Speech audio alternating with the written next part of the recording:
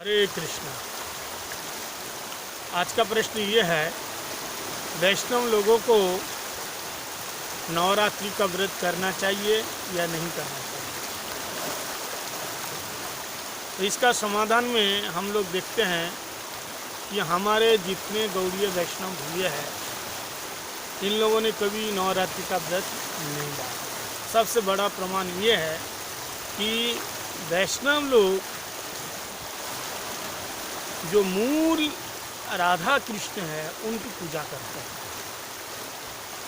और कृष्ण की पूजा करने से सबकी पूजा अपने आप हो जाती है। इसलिए एते तंश कलापुंश कृष्णस्तु भगवान शरण अनादि आदि गोविंद सर्व कारण कारण। कृष्ण की और राधा रानी की, जैसे कृष्ण सारे अवतारों का मूल अवतारी है, ऐसे जितनी देवियां हैं सब देवियों की मूल अवतारी देवी कौन है? राधा जी है।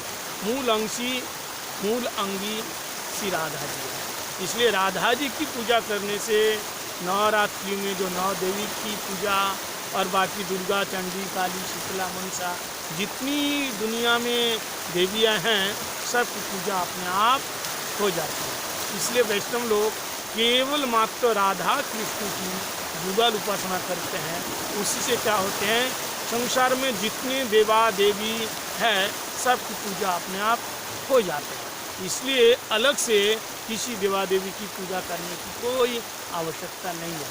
हाँ, निंदा किसी की नहीं करनी, सम्मान सबको करना है, लेकिन निष्ठा एक में रखना है केवल भगवान कृष्ण में। शास्त्र में ऐसा बताया, केवल जो भक्ति शब्द ये कृष्ण में ही प्रयोग होते हैं। इसलिए भक्ति करना है तो केवल भगवान श्री कृष्ण, राम, विष्णु के लिए ये शब्द प्रयोग है।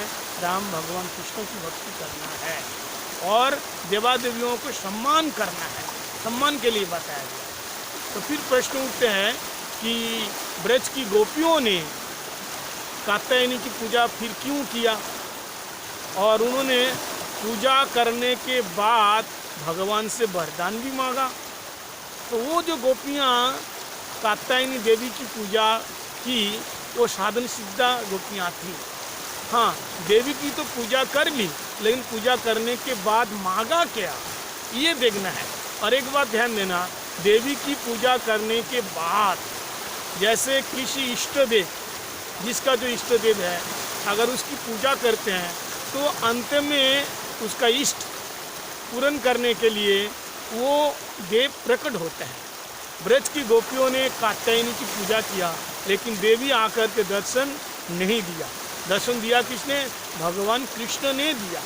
और वो पूजा करने के बाद भगवान कृष्ण को पति के रूप में मांगा। कात्यायनी महामाये महाजगन्य अधिश्वरी नंद गोप सुतम देवी पतिम में कुरुते नमः। तो फिर यहाँ इन लोगों की पूजा की शैली देखिए। सबसे पहली बात तो है, देवी आकर के दर्शन नहीं दिया। इससे प्रमाण हो जाते हैं केवल देवी की पूजा केवल मात्र निमित्त मात्र। देवी है वैष्णवी, वैष्णव को या वैष्णव को प्रणाम करके उनसे भक्ति का वरदान मांग सकते हैं। भगवान को प्राप्त करने के लिए, भगवान प्राप्ति हेतु उनकी सम्मान पूजा कर सकते हैं। तो देवी की पूजा करने के बाद नंदो गोप सुतन देवी, नंदो महाराज जी का पुत्र हमारे पति बन जावे, इस प्रकार से वरदान मांगा है। इसलिए किसी देवा देवी का अगर प्रणाम करना पड़े तो इस भाव से प्रणाम करो कि भगवान कृष्ण में हमारी निष्ठा हो जाए और नाम में रुचि आ जाए। लेकिन हम लोग ऐसे तो करते नहीं। हम लोग देवा देवी की पूजा करते हैं, संसार में शांति आ जाए, लड़की की शादी हो जाए, लड़का को नौकरी मिल जाए, ये दुनियादारी पाने के लिए हम देवा देवियों की पूजा करते हैं।